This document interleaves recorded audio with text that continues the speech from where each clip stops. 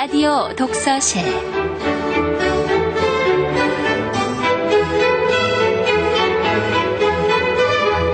이 시간 진행해 김갑수 문화평론가입니다.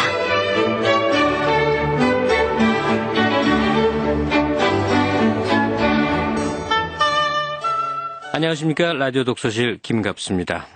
요즘 망울망울 피어나는 봄꽃들, 푸른 새순들 이렇게 바라보느라면요. 자연의 순리처럼 고맙고 소중한 것도 없다는 생각하게 됩니다. 따사롭고 나른한 봄날 꽃그늘 속에 앉아 봄의 정취에 흠뻑 젖어보는 거. 이거 우리가 누릴 수 있는 평화로운 일상, 그리고 또 어떻게 보면 삶의 호사이자 행복 아니겠습니까? 근데 지구 어느 쪽에서는 전쟁의 참화와 궁핍으로 엄청난 고난을 겪는 곳들도 있습니다. 예컨대 올해로 전쟁이 5년째 지속되고 있는 이라크가 바로 그런 나라 아니겠습니까? 전 세계에서 많은 단체들이 찾아가서 구호의 손길을 어떻게 펼쳐보느라고 애를 쓰고 있습니다만 우리나라도 또 많이 참여를 하고 있죠. 오늘 그런 이라크에서의 현지 구호단체 활동을 체험을 한 분이 그걸 바탕으로 해서 작품 쓴 거 함께 하도록 하겠습니다. 오수연 씨의 소설 길 함께 감상해 보도록 하겠습니다. 작가 소개를 먼저 해드립니다. 작가 오수연 씨 1964년 서울생으로 1994년 현대문학 장편 공모 난쟁이 나라의 국기영일 이 작품이 당선돼서 활동을 시작했습니다. 1997년 소설집 빈집을 펴냈고요. 또 2년간 인도 체류를 했습니다. 연작장편 부엌을 펴냈고 또 책 위에 실린 땅 위의 영광으로 한국일보 작가상을 받기도 했습니다. 2003년 민족문학 작가회의 파견 작가로서 한국-이라크 반전평화팀의 일원으로 활동했습니다. 2004년에 아부알리 죽지마 이라크 전쟁의 기록 이 책을 펴냈고요. 2006년에는 팔레스타인 현대 산문선 팔레스타인의 눈물 이 책을 기획 번역해서 또 후배 작가들이 주는 아름다운 작가상을 받기도 했습니다. 현재 팔레스타인을 잇는 다리 회원이군요. 또 최근 2007년에 연작 소설집 황금지붕, 2008년에는 팔레스타인과 한국의 대화 이런 제목의 책을 펴낸 바도 있습니다. 작가 소개를 좀 자세히 상세히 해드렸습니다. 작가 모시겠습니다. 안녕하세요. 예, 안녕하세요. 예. 오늘 작품 내용 이야기할 거하고 작가의 연보적 사항하고 관련이 좀 깊은 것 같아서 평소와 다르게 상세한 내용을 이제 소개를 해드렸습니다. 중편 소설 길 이걸 오늘 드라마로 만들어서 함께 감상하도록 할 텐데요. 일단 그 이라크 체험을 바탕으로 했다 정도가 현재까지 제가 이제 청취자 여러분께 알려드린 정보인데 이라크와 인연을 맺는다는 게 글쎄요 이렇게 흔한 일은 아니니까 어떤 계기가 있었습니까? 예, 방금 제 소개를 하실 때 말씀해 주셨듯이요. 2003년에 이라크 전쟁이 터졌을 때 당시 민족문학 작가회의, 올해 한국 작가회의로 이름이 바뀌었죠. 예, 예. 그 단체에서 그 대표 작가를 이라크와 팔레스타인에 파견을 했습니다. 그 대표 작가로 제가 가게 됐어요. 그 다녀온 경험이 이제 영양분이 됐죠. 저한테는요. 예. 그러니까 한국이 파견하는 작가의 한 대표자로서 가서 이제 현장을 보게 된 거겠죠.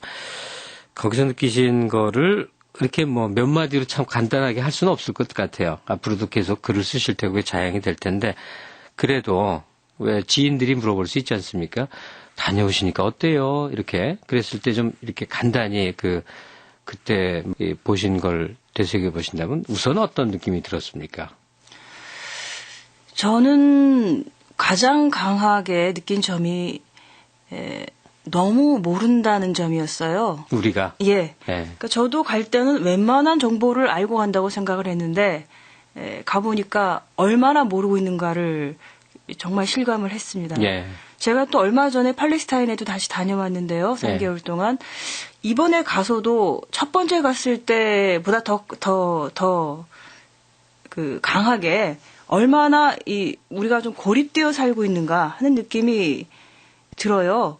우리가 그 자동차 판매라든가 세계화 우리도 뭐 세계화를 해야 된다 이런 말을 할 때는 세계에 대해서 많이 생각하는 것 같은데 네. 실제로 우리가 세계의 일원으로서 세계의 문제를 고민하고 있는가 그렇지는 못한 것 같습니다. 네. 문화적으로나 아니면 정신적, 심리적으로 우리는 상당히 먼 것 같습니다. 네.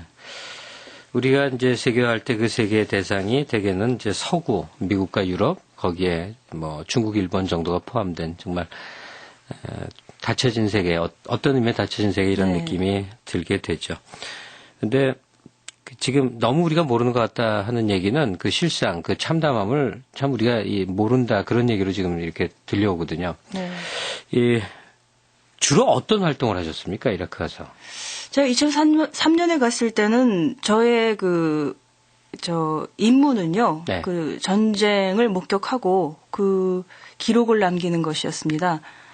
그래서 제가 다녀와서 2004년에 기록을 남겼죠. 네. 하지만 저는 그 소설가기 때문에 그 체험을 소설로 만드는데 시간이 많이 걸렸어요. 제가 2003년에 다녀왔는데 황금 지붕이란 연작이 2007년에 나왔거든요. 예. 그러니까 4년 동안은 소화시키느라고 정말 낑낑대면서 여러 가지 형식 실험이라든가 해보면서 고민을 많이 했습니다.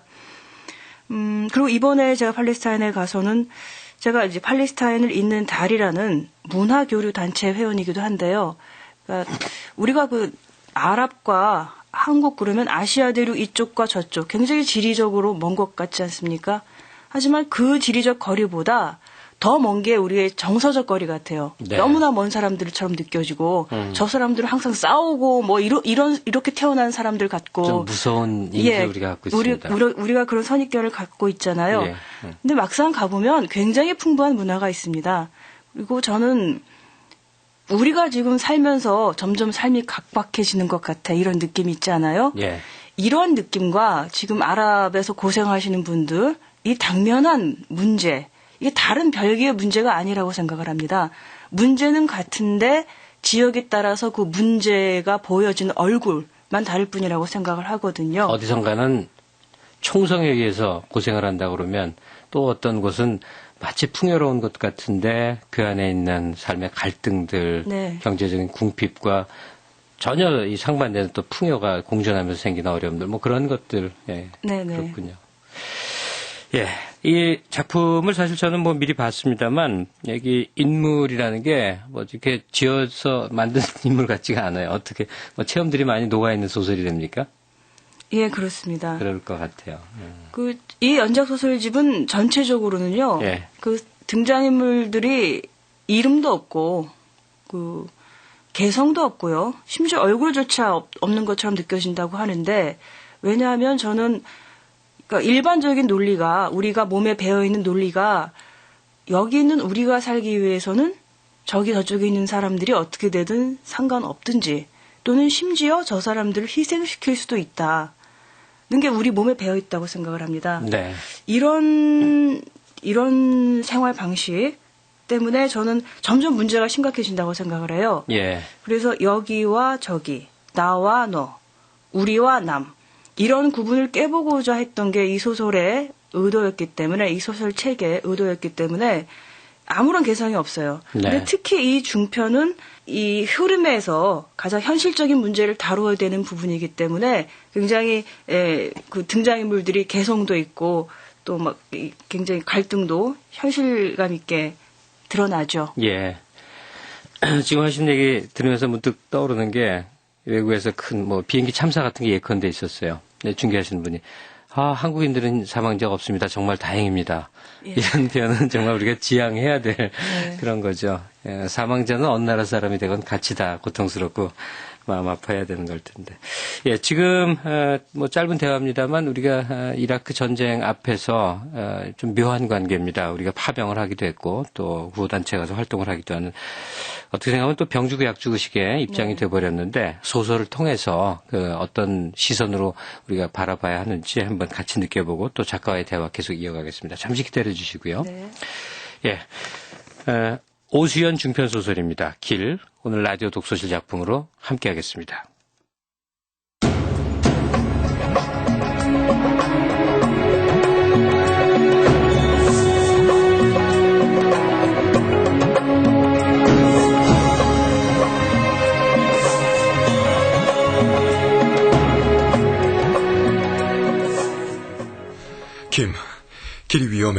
가지마. 가야 해, 알리. 정 가고 싶으면 내가 데려다 줄게. 오늘 할 일이 무지 많다며? 괜찮아. 우리끼리 갔다 올게. 운전사 알리는 한숨을 내쉬더니 수첩을 한 장 뜯어 아랍어로 적기 시작했다. 진심으로 이 외국인은 정말 좋은 사람입니다. 고마워. 그럼 다녀올게. 어제 김은 호텔 로비에 들렀다가 미국인 리안의 쪽지를 받았다. 리안이 한 번 다녀온 적 있는 고립된 난민촌에 리와 함께 같이 가보자는 내용이었다. 리안, 이 선생이 난민촌을 도와줄 수 있대? 그러니까 가보자고 하겠지. 안 그래? 난 이 선생을 믿지 않아. 나도 리한테만 기대하는 건 아니야. 하지만 리는 한국 단체들을 많이 알잖아. 내가 원하는 게 바로 그 네트워크야. 나로선 누구를 통하건 그 난민촌하고 한국 단체들이 연결되기만 하면 되니까. 너희 단체 이름이 평화국제연대든가? 평화와 사랑을 위한 국제연대. 이름은 거창하지만 우린 여력이 없어.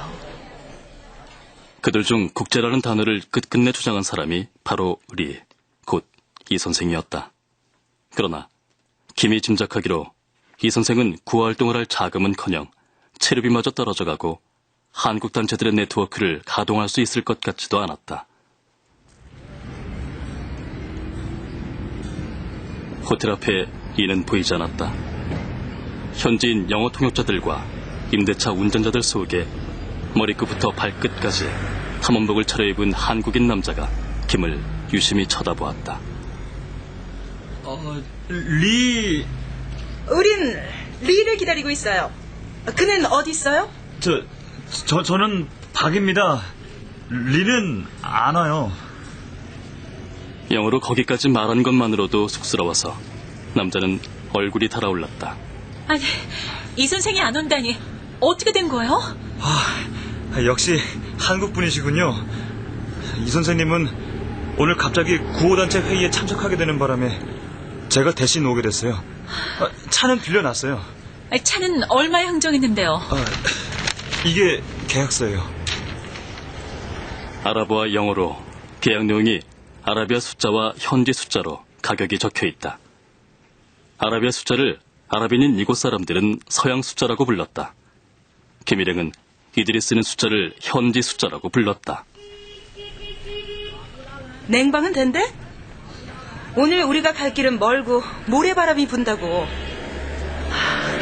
지프를 빌렸어야 하는데.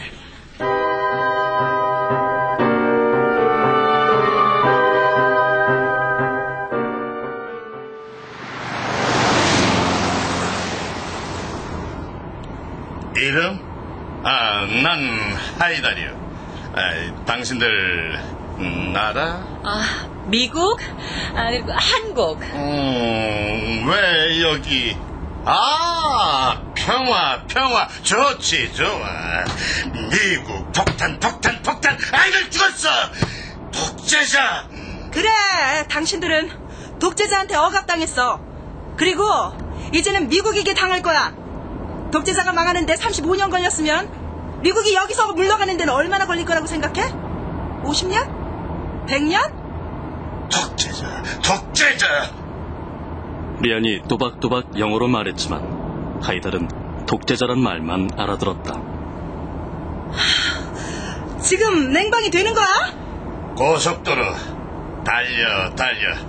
에어컨디션. 저 에어컨 안 되잖아. 차라리 꺼요. 모래바람은 더 견딜만 하네. 알리바바. 길이 텅 빈 게 정말 강도가 나을지 모르겠네.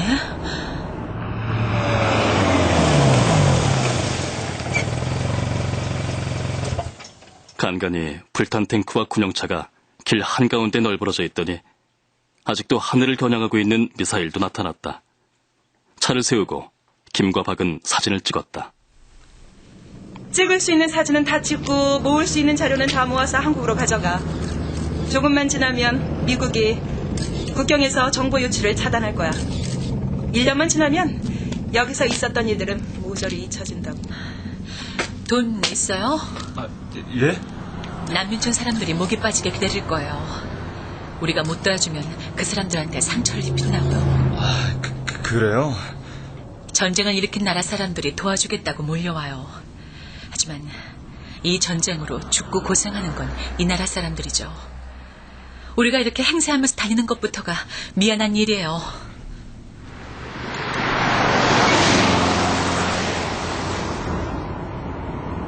오, 기름 나자. 계기판이 제로잖아. 세상에, 정말 기름도 안 채웠네. 한번 기름 넣으려면 주유소 앞에 이틀은 줄 서야 하는 나라에서 운전사가 기름도 안 채우다니. 장거리 가는 거 알면서. 참. 이런. 우린 지금 돌아갈 기름도 없는 거야. 알아. 걸어서 돌아가면 한 사흘이면 되겠지. 기름 나자. 기름. 그때 갑자기 거짓말처럼 기름통을 2개 늘어놓고 서 있는 아버지와 아들이 나타났다.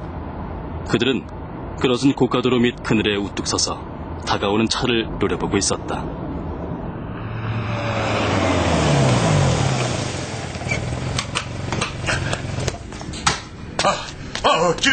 기름 넣어. 기름 장수가 주유구 뚜껑을 열더니 기름통에 꽂힌 호스를 입에 물고 빨았다. 기름이 꿀딱 그의 입으로 넘어가는 순간 그는 호스에서 입을 빼고 기름이 솟구치는 호스 끝을 주유구에 넣었다.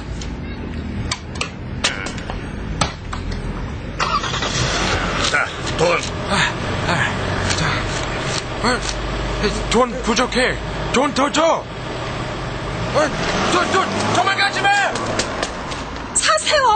돈을 주라고. 그들은 일을 했어. 차문에 매달렸던 기름장수 부자가 필사적으로 차 뒤를 뛰어왔다. 리안이 자기 가방에서 돈 뭉치를 꺼내 흔들었다. 안 돼. 돈 더 줄 수 없어. 하이달은 리안과 박이 내미는 돈 뭉치를 거칠게 뿌리쳤다. 나중에 박이 차 임대료를 줄 때 그 돈만큼 제할이라고 생각하는 모양이었다.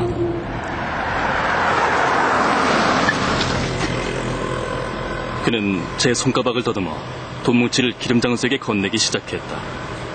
돈 뭉치가 하나씩 건너갈 때마다 그의 양볼은 점점 빨개지고 두터운 안경알 속의 눈동자는 점점 더 노래졌다. 돈 더 줘. 더 내놔.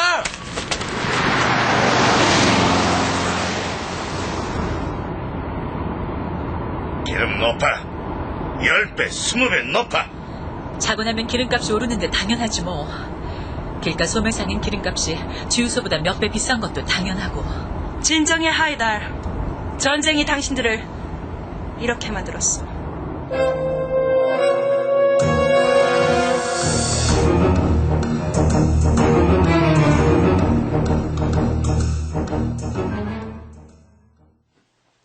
김이 리안을 만난 것은 구호단체들이 모인 회의에서였다.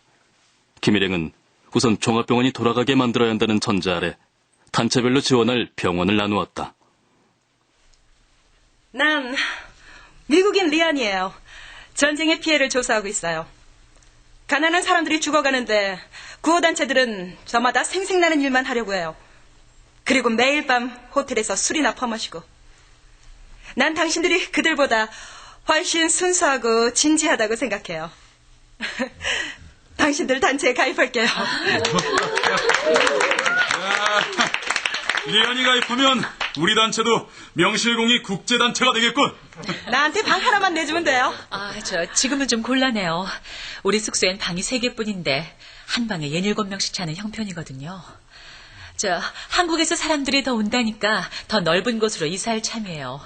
그때 우리 숙소에 합류하는 게 좋겠어요. 그러나 이사는 자꾸 미뤄졌다. 김 일행은 따지고 보면 단체라고 할 수 없는 한국의 고만고만한 단체들의 선발대 한두 명씩이 급히 만나 급조된 임시적인 모임이었다. 이들은 경험과 능력이 없고 마음만 급했다. 밤마다 하는 비상회의는 감정 싸움으로 비화되어 흐느낌, 불만 토로, 그리고 분노와 자학의 술자리로 끝났다. 대체 우리가 뭘 할 수 있을까? 현지인들에게 무슨 도움이 될까? 차라리 우리가 여기까지 왔다가는 왕복 비행기표 값을 그냥 보내줬다면 더 도움이 됐을 거야. 그 돈으로 밀가루 사서 굶주린 사람들 먹일 수 있을 테니 말이야.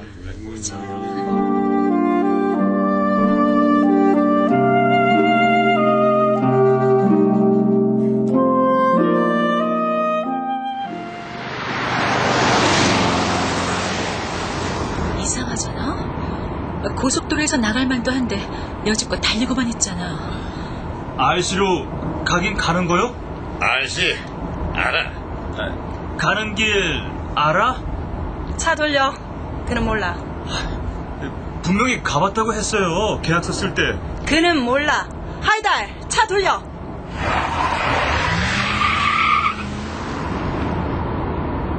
하이달, 지나가는 차를 만나면 당신이 물어봐. RC 가는 길. 세상에, 정말 모르잖아. 이 사람들은 너무 오래 억압당했고 여행해볼 기회도 없었다고. 이쪽. 길 알겠어? 며칠 전에 처음 가봤고 내가 운전한 것도 아닌데 어떻게 알아. RC는 서쪽이니까 서쪽으로 가보는 거지.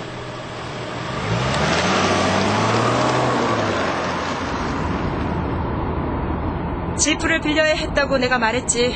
지프 운전사들만 길을 안다고. 이래갖고 우리 오늘 안에 숙소에 돌아갈 수는 있을까? 계약서 쓸 때 분명히 난민촌에 가봤다고 했는데. 이렇게 말이 안 통하는데 어떻게 계약서를 썼다는 거예요? 옆 사람이 통역해줬어요. 호텔 앞에 서 있던 사람. 굉장하네요. 그 사람하고는 말이 제대로 통했을까? 하여간 한국 사람들은 순수해. 리안의 말대로 한국인들은 순수하고 진지했다. 의료봉사단체들은 의료공백 지역을 파고들어가 코피를 흘려가며 일했다. 현지인들도 한국인들을 좋아했고 외국인이 아니라 친척처럼 느껴진다고 했다. 그러나 한국인들은 엉뚱하기도 했다. 눈에 확 띄는 특수복을 맞춰 입고 방송사 취재진까지 대동하고 나타난 한 단체는 도심을 가로지른 강에서 시체를 건져주러 왔다고 했다. 외국에서 연고지 없는 시체를 건져서 뒤처리는 어떻게 할 참이지? 여기 희생자들은 대부분 집에서 폭격 맞아 죽었는데 하필 강바닥을 뒤질 이유는 뭐야? 종합병원, 학교, 고아원, 웬만큼 큰 시설에는 문짝에 한국구호단체들의 스티커가 덕지덕지 붙어 있었다. 호텔 검색대, 로비 기둥, 엘리베이터 등 눈에 잘 띄는 곳을 찾아내어 스티커로 선점했다. 한국에서 알아줄 만한 국제단체 사무실에는 아주 많이 붙어 있었다. 하이달, 달려! 낡은 너 알리바바야! 문창가! 알리바바!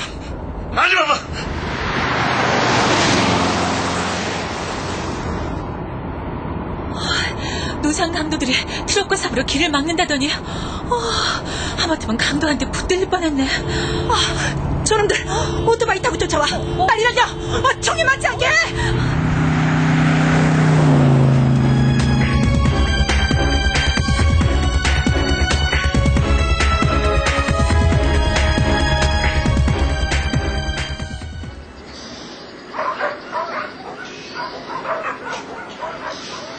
천신만고 끝에 도착한 난민촌은 황무지 한가운데 있었다.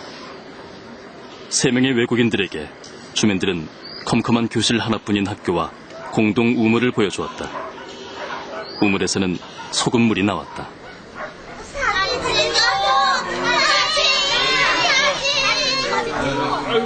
이놈들아 조용히 못해? 에이, 독재자 때문에 나라 꼴이 이 모양이야. 전쟁 전엔 전기가 하루에 3시간씩은 들어왔는데 이젠 아예 들어오지도 않아요. 여긴 계란 한 알, 공책 한 권이라도 당장 필요해. 며칠 전에 왔다 간 사람들은 이 난민촌에 뭐 해줬어? 구호단체들이 자기들은 감당 못한다고 더 큰 단체를 찾아보라고 발뺌하더라고. 이런데 돈 써봤자 실적이 안 되기 때문일 거야. 하지만 당장 뭐든 해야만 해. 이 난민촌은 복구할 게 아니라 다 두드려 부수고 새로 지어야 했다.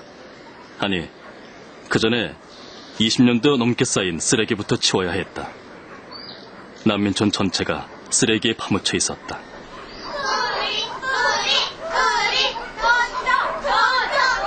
아니, 이게 무슨 일이지? 박 선생님?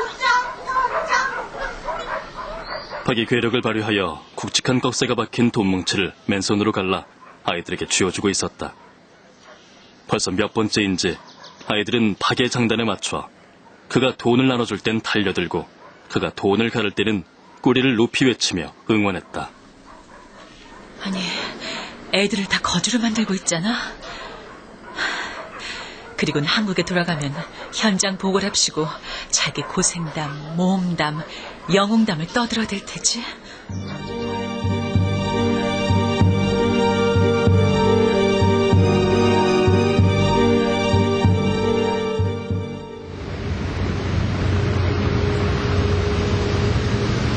미군 수송차 대열은 차선을 두어더러 독점하고 슬슬 굴러갔다. 그리고 앞뒤로 호위하는 장갑차에서는 사수가 상체를 내밀고 기관총 총구를 빙빙 돌리며 사방을 감시했다. 하이달, 바짝 붙지 말고 충분히 거리를 두고 따라가. 답답해. 차선 독점했어. 하이달, 속도 줄여. 절대 추월하면 안 돼. 빈 깡통만 날아와도 미군들은 인근 차들과 행인들을 모조리 갈겨버리잖아.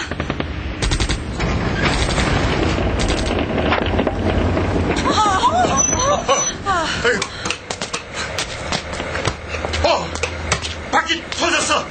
갈아야 돼. 터진 오른쪽 뒷바퀴는 타이어가 아예 걸레 조각이 되어 지나온 길에 분분히 널렸고 뼈대만 남았다. 터지지 않은 세 바퀴도 닳고 닳아 온종일 달리고도 무사한 것이 기적일 정도였다. 차 고치는 동안 우리 잠깐 걸을까? 누군가는 하이달이 제대로 타이어를 가는지 지켜봐야 해. 참, 그렇지. 난 곧 여길 떠나야 해. 몸이 더는 견디지 못할 것 같아. 그래, 아파 보여. 열이 나는 것 같은데. 어제도 잠을 설쳤어. 그 교수 집으로 옮겨간 뒤로 도무지 잠을 잘 수가 없어. 그 집은 발전기로 냉방기를 돌리는데 너무 소리가 요란해. 윙윙윙윙. 교수는 잘 대해줘? 그 교수가 자기 아내를 함부로 대하는 걸 도저히 참을 수가 없어. 어제 난 그녀에게 말했어. 미국으로 가고 싶다면 도와주겠다고. 여기가 세상의 끝은 아니라고. 누구나 자기가 가고 싶은 곳으로 갈 권리는 있어야 해. 그래, 누구도 세상 끝에 있어야 한다는 법은 없어. 정말 난 그녀를 위해 최선을 다하고 싶어. 미안, 나 좀 산책하고 올게. 처음 걸어보는 황무지는 뜻밖의 흙이 부드러웠다. 걸음을 멈추자 바람소리가 났다. 모든 장막이 펄럭대는 소리, 모든 담요가 부스럭거리는 소리, 오랜 세월 양들이 우물거린 소리, 땅 밑에서 검은 기름이 출렁이는 소리, 기울어가는 햇살의 소리. 언제나 여기 있었고 언제나 여기 있을 여기 소리.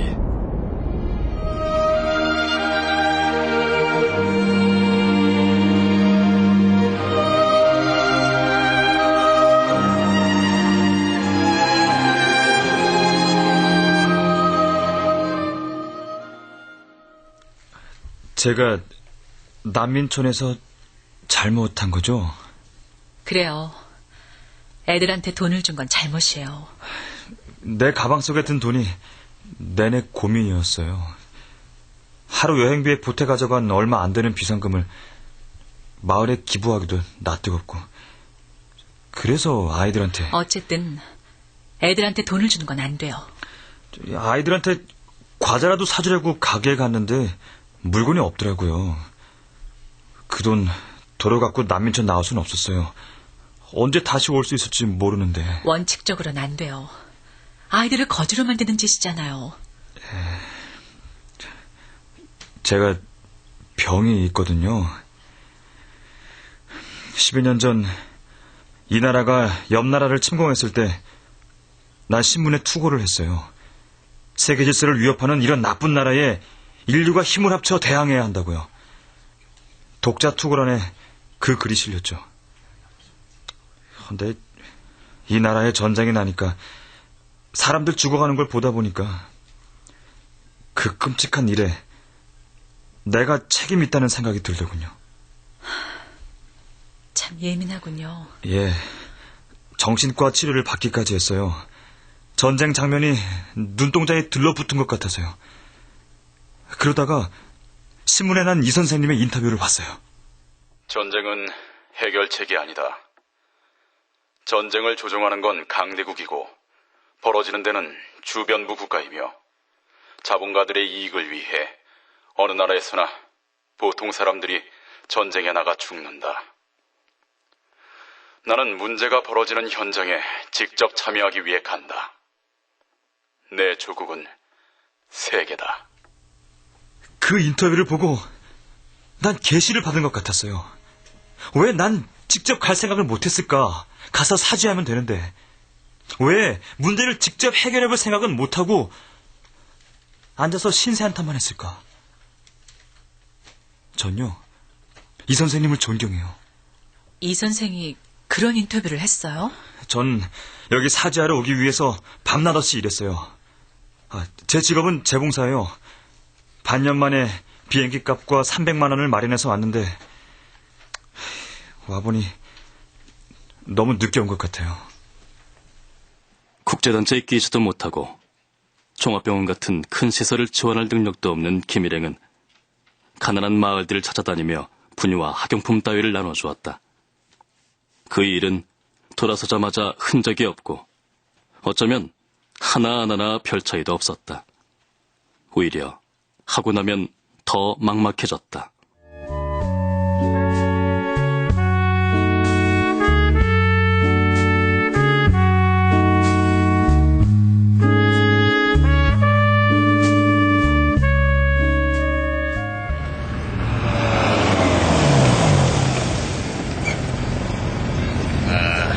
다 왔어. 잠 깨. 피곤해서 잠이 들었었네.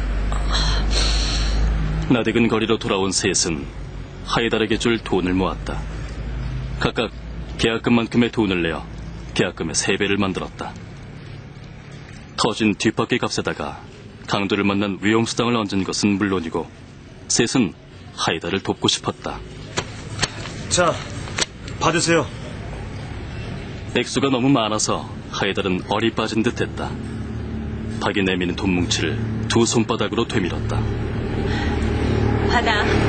당신은 받을 자격이 있어요. 계약. 박이 계약서를 꺼내서 보여주었다. 하이달은 바로 그 계약서를 손가락질하며 가슴을 치고 하늘을 우러르고 2 손바닥을 벌리고 동네 사람들한테 호소했다. 3배! 우린 3배나 주었어. 10! 하이달의 소란에 달려온 빵집 아저씨가 계약서의 현지 숫자를 하나씩 짚으며 손가락을 꼽기 시작했다. 10손가락이 다 접혔다. 박이 계약서 아라비아 숫자를 하나씩 짚으며 손가락을 꼽았다. 손가락 하나가 남았다. 하이달은 눈동자가 노래지더니 계약서의 아라비아 숫자 옆에 동그라미 하나를 더 그려 넣었다. 아라비아 숫자와 현지 숫자는 동그라미 하나가 달랐다. 하이달, 이러면 안 돼. 그 가격이면 이 나라 남쪽 끝까지 갔다 올 수도 있어. 오케이. 내가 줄게요. 박이 하이달의 품에 돈뭉치를 남겼다. 그러나 하이달은 돈뭉치들을 공중에 던져버렸다. 그리고 박의 손에서 계약서를 낚아채더니 푹푹 찢어 역시 날려버렸다. 하이달! 제발 이러지 좀 말라고! 전쟁 전에는 모든 게 미국 탓이고 전쟁 후엔 모든 게 독재자 탓이라면 당신들은 도대체 뭐 했어? 언제까지 이렇게 살 거야?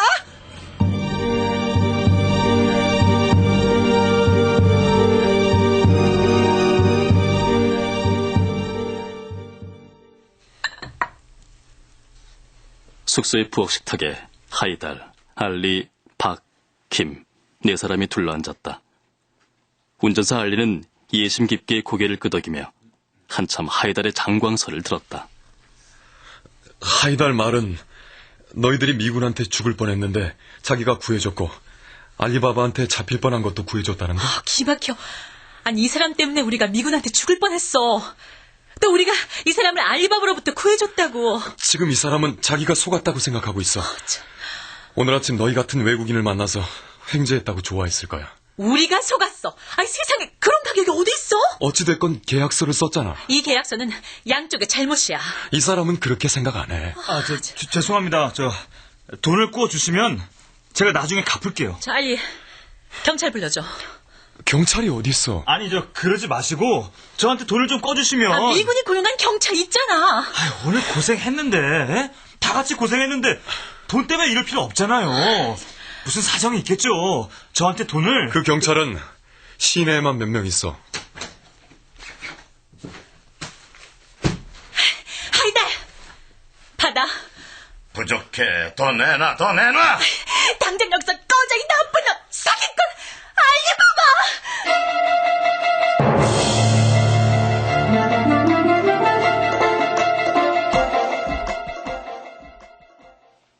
발전기를 연결하여 선풍기가 돌아가는 방에서 설핏 잠이 들었다가 일행이 저녁을 먹으며 떠드는 소리에 김은 잠이 깼다. 대문 안쪽에 세워진 차에서 하이달이 슬그머니 빠져나가는 게 보였다. 알리가 운전대에 기대고 있다 고개를 들었다. 하이달이 나가는 거 봤어. 내가 나머지 돈을 줬어. 그가 총을 들고 이 집에 찾아오겠다고 협박했거든. 왜? 그는 그런 짓 못해. 할 수 있어. 지금 이 나라에서 가장 구하기 쉬운 게 총이고 가장 하기 쉬운 일이 총 쏘는 거야. 하이달은 다른 두 사람 집은 모르지만 이 집은 알잖아. 이런 것도 전쟁 탓이야? 나도 몰라. 우린 너무 비참해. 넌 외국인이라 이런 말 못하겠지만 난 이 나라 사람이니까 말할 수 있어. 우린 너무 비참해. 내 형도 독재자한테 처형당했어. 당신들 잘못 아니야. 나라도 그렇게 됐을 거야. 독재도 미군도 우린 어느 쪽도 원하지 않았어. 둘 다 우리가 선택한 게 아니야. 그것들은 벼락처럼 우리한테 차례로 떨어졌어. 정말 이렇게 살고 싶지 않아. 누구도 이렇게 살 순 없어. 한국에서 전쟁이 나면 난 꼭 너희들을 도우러 갈 거야. 하지만 그런 날이 오지 않길 바래. 고마워. 너희들 언제 갈 거야? 아마 곧. 미리 말해줘야 내가 지프를 준비하지. 난 너희들하고 소풍을 가고 싶어. 여기 와서 아름다운 것도 한번 봐야 돼. 우리가 가면 뭘 할 거야? 알아? 지금 미군한테 돈을 받으려는 시민단체들이 하루에도 수십 개씩 생긴다는 거. 미군이 만든 프로그램에 등록하면 돈을 주거든. 등록하지 그래. 당신은 영어도 잘하고 외국 단체와 일한 경험도 있잖아. 솔직히 난 그런 단체들이 나중에 보복을 당할 거라고 생각해. 그리고 내가 얼마나 미군을 싫어하는지 알잖아. 거리에서 담배를 팔든지 친구 옷가게에서 점원으로 일하든지 하지 뭐. 우리가 더 있길 바래? 만약 너희들이 더 있고 싶다면 난 내 가족으로 보호할 거야. 하지만 우릴 위해서라면 너희들이 조금 더 있거나 덜 있거나 상관없어. 어차피 우리 문제가 해결되려면 오래 걸릴 테니까. 오래. 아마도. 그래도 난 너희가 우리를 잊지 말았으면 좋겠어. 세상 어딘가 우리를 이해하는 사람이 있다는 생각을 하면 조금 마음이 가벼워져. 알리, 우린 한국에서도 당신과 함께 있을 거야. 당신이 여기서 아주 오래 걸리는 문제를 겪으며 늙어갈 때 우리도 같이 늙어갈 거야. 너흰 여기서 최선을 다했어. 난 고맙게 생각해.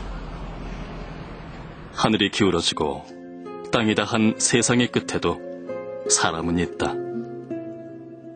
천 한 장으로 머리를 가리고 황무지를 하염없이 걷고 뜨거운 바위 위에 맨발로 우뚝 서 있기도 하며 소금기가 허옇게 테두려진 웅덩이에서 멱을 감는 사람들. 이들이 하늘을 버티고 땅을 붙들 것이다.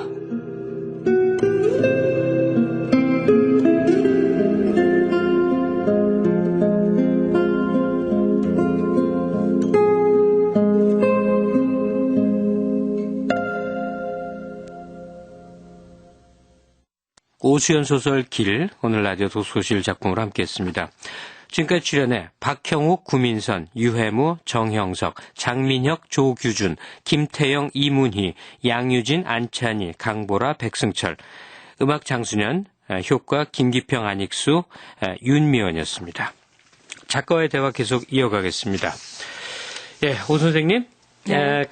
큰 스토리라고 하자면 이제 두 명의 한국인이 되죠. 두 명의 한국인, 김과 박, 그리고 또 한 명의 미국 여자가 이라크 운전자를 대동을 해서 난민촌으로 갔다 오는 여정, 제목 그대로 길이군요. 네. 예. 글쎄, 굉장히 등장하는 현실이 정말 강하네요. 전쟁적이라서 아무래도 그런 모양이죠. 네. 아마 이게 그대로 아마 현지 체험이실 것 같은데 좀 얘기를 좀 구체적으로 해주시면요. 예, 그러니까 길이라는 거는 원래 사람들이 지나가라고 있는 것이잖아요. 네. 그런데 이 중편에서 보이는 길은 길이 없다는 거죠. 네. 이쪽으로 가도 없고 저쪽으로 가도 없고, 그러니까 이 상황을 이제 길이 도무지 없을 것 같은 상황에서 어떻게 길을 찾을까? 이게 이제 이 소설이 고민하고 있는 바이죠. 이 중편에 이제 나오진 않았습니다만은, 소개되진 않았습니다만은, 이런 구절도 있거든요. 전쟁을 벌인 사람들이, 네. 아까 말씀하셨듯이, 전쟁을 벌인 사람들이 또 도와주겠다고 또 온단 말이죠. 하지만 세상 한편에서는 아무리 죽어도, 아무리 억울한 일을 당해도 전쟁의 목격자나 또는 구호자가 되지 못하고, 다만 전쟁의 피해자가 되는 사람들이 있지 않습니까? 그럼요. 네.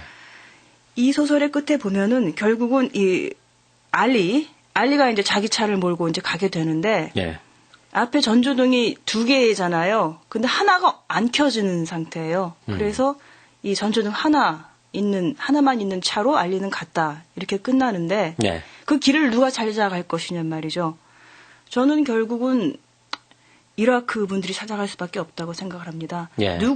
아무도 대신 가서 이렇게 저렇게 해라라고 해결해 줄 수 없다고 생각을 하고요. 예. 또 각각의 지역에서는 자기들의 문제를 해결해야 되겠지만은 아무도 또 자기 혼자 해결할 수는 없다고 생각을 해요. 네. 우리가 부닥치고 있는 어느 지역에서나 부닥치고 있는 문제는 마찬가지인데, 그 근본은 또 보여지는 모습만 다를 뿐이고, 네. 서로 같이 손을 잡고 같이 해결해 나가자, 이런 자세, 많이 길을 찾아갈 수 있지 않을까. 네. 이런 자세를 가져야만이 해결이 될 수 있다고 저는 생각을 합니다. 구호단체들이 현장에 가서 막 애를 쓸 텐데 그게 실제로 도움은 되긴 됩니까? 제가 이 소설에서 중점은 구호단체들 활동을 비판하고자 하는 데 있는 것이 아니고요. 특히 우리나라 구호단체들은 이런 활동을 얼마 전에 시작했잖아요. 예. 얼마 되지 않았습니다. 그렇다 보니까 당연히 좀 시행착오가 있을 수밖에 없긴 한데요. 저는 또 한편으로는 그런 면도 있는 게, 왜 우리의 성격이랄까요? 이런 것이 드러나는데, 양쪽으로 확대는 많이 시키려고 해요. 예. 여기도 가고 저기도 가고 막 이렇게 하고 일도 많이 벌이려고 하는데 지속적이지 않기 때문에 제가 이 소설을 쓰면서 한편으로 생각하는 것이, 이 기록을 좀 남기지 않으면 같은 시행착오를 반복할 우려가 있겠구나. 그래서 저는 기록을 남기고 싶은 생각이 있었습니다. 네. 그리고 또 한편으로는요, 저는 이 도와주는 것도 중요하지만은 이런 사태가 일어나지 않게끔, 우리가 이 정도의 소비 규모로는 자원이나 환경이나 남아날 수 없다고 하지 않습니까? 예. 그럼 전쟁이 어디선가 일어날 수밖에 저는 이건 자명한 기교이라고 생각을 합니다. 인류 역사상 뭐 체험으로 보더라도 항상 지역 분쟁이라는 건 자꾸 생겨나죠. 근데 지금의 경우에는 거의 뭐 지속 가능성을 우리가 의문시할 정도로 굉장히 위태로운 지경이라고 생각을 합니다. 그러니까 저는 구체적으로는 저희 일상의 뭐 소비라든가 우리의 삶의 방식에 대한 근본적인 질문을 해볼 때가 됐다고 생각을 합니다. 예. 이 질문을 통해서 미리미리 좀 바꿔서 전쟁이 일어나지 않도록 이런 피해, 이런 비극이 일어나지 않도록 막는 것이 저는 더 나은 방법이라고 생각을 합니다. 예. 예. 예. 사실은 이제 지금 그 오세훈 씨가 쓴 소설을 우리가 편하고 즐겁게 읽지를 못합니다.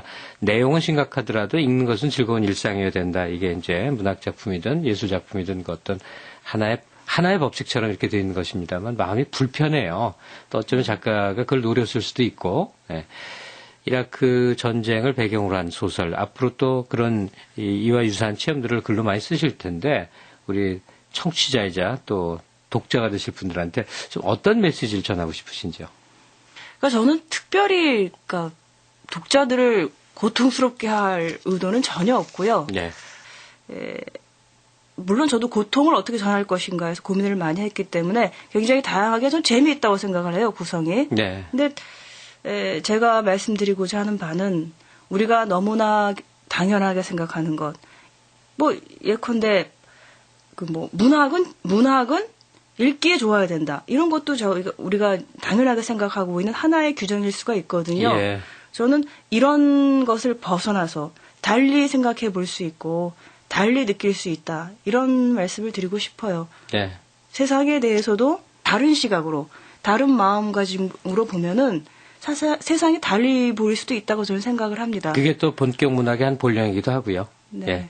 예, 자리해 주셔서 감사드리고요. 앞으로도 또 왕성한 활동 기대하겠습니다. 감사합니다. 네. 아름다운 6번 국도, 담양의 메타세콰이아 길, 꽃이 먼저 맞아주는 경춘국도까지 당신의 길에도 동행이 있습니까? 늘 함께하는 그림자처럼 모비스가 아름다운 동행이 되어드리겠습니다. 현대모비스. 오늘 우린 머나먼 땅, 우리와 그다지 관계없는 땅으로 여겼던 이라크의 현실을 작품을 통해 조금이나마 접해봤습니다. 세상의 끝에도 사람은 있고 절망 속에서도 최선을 다해 살아야 한다는 메시지가 귀에 들려오는 듯합니다. 편안한 주일 보내시기 바랍니다. 지금까지 극본 김성희, 기술 이흥규, 연출 박명규였습니다.